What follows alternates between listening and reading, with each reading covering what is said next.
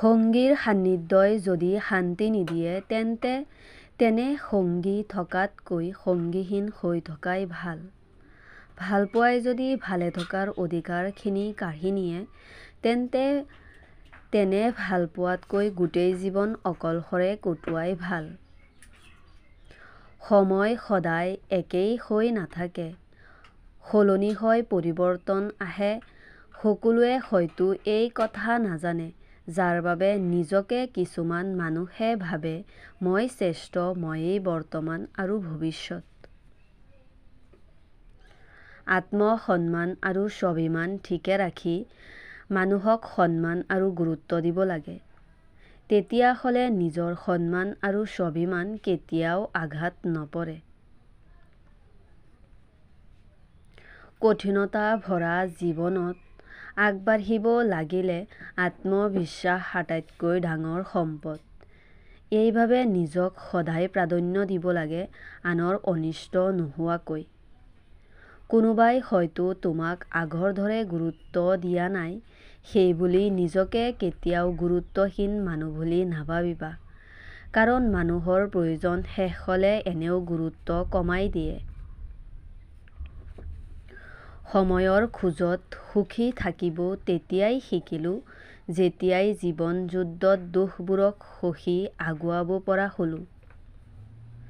কিছুমান কথাই আটাইতকৈও বেছি খোঁচাবিন্ধা কৰে। কাঁইটৰ পৰা পোৱা আঘাতটো কিছুদিনত ভাল হৈ যায়, কিন্তু মনত লগা আঘাত গোটেই জীৱনৰ বাবে থাকি যায়। অকলশৰে থাকিব পছন্দ কৰিলোঁ, যেতিয়া জানিলোঁ যে যাক নিজৰ ভাবি বিশ্বাস কৰি সপোন দেখিলোঁ, তেওঁ মিছলীয়া আৰু স্বাৰ্থপৰ। পশুক বেছিকৈ মৰম কৰিলে মানুহৰ দৰে আচৰণ কৰে, কিন্তু মানুহক বেছিকৈ মৰম কৰিলে পশুৰ দৰে আচৰণ কৰে। আঁতৰি যোৱাৰ ইচ্ছা থাকিলে কাৰোবাৰ জীৱনলৈ ভালপোৱা হৈ কেতিয়াও নাহিবা। কাৰণ মানুহে কষ্ট সহ্য কৰিব পাৰে, কিন্তু পাই হেৰুৱাৰ দুখ সহজে সহ্য কৰিব নোৱাৰে।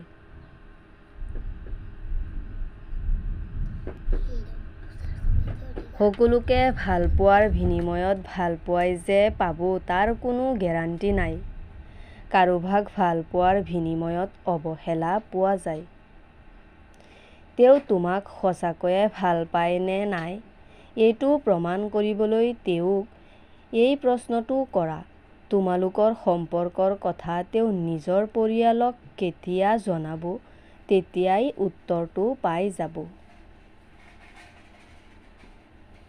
যেতিয়া মানুহ এৰি যোৱাৰ কোনো নিৰ্দিষ্ট কাৰণ বিচাৰি নাপায়, তেতিয়া তেওঁ মিছা অপবাদ দি আঁতৰি যায়।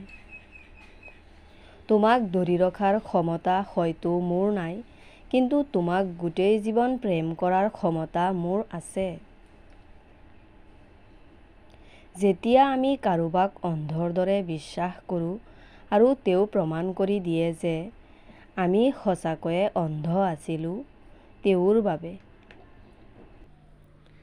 ভাবিলে আচৰিত লাগে, যিসকলে টাইম পাছ কৰে তেওঁলোকে সঁচা ভালপোৱা পায়, আৰু যিসকলে সঁচা প্ৰেম কৰে তেওঁলোকে কেৱল কষ্ট পায়।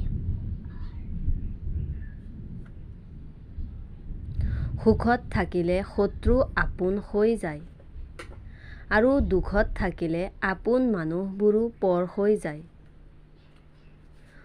কোনোবাই যেতিয়া সম্পৰ্ক ভাঙি দিব বিচাৰে তেতিয়া হাজাৰ হাজাৰ ভুল ধৰে, অথচ সম্পৰ্ক বজাই ৰাখিবলৈ এটাও উপায় নিবিচাৰে। যিজনে কন্দুৱায় তেওঁ এদিন কান্দিবলগীয়া হয়। এইটো অভিশাপ নহয়, নিয়তিৰ বিচাৰ। পৃথিৱীত সকলোতকৈ অসহায় তেওঁ, যিজনে নিজৰ দুখ, কষ্ট, খং, অভিমান কেতিয়াও আপোন মানুহবোৰক বুজাব নোৱাৰে।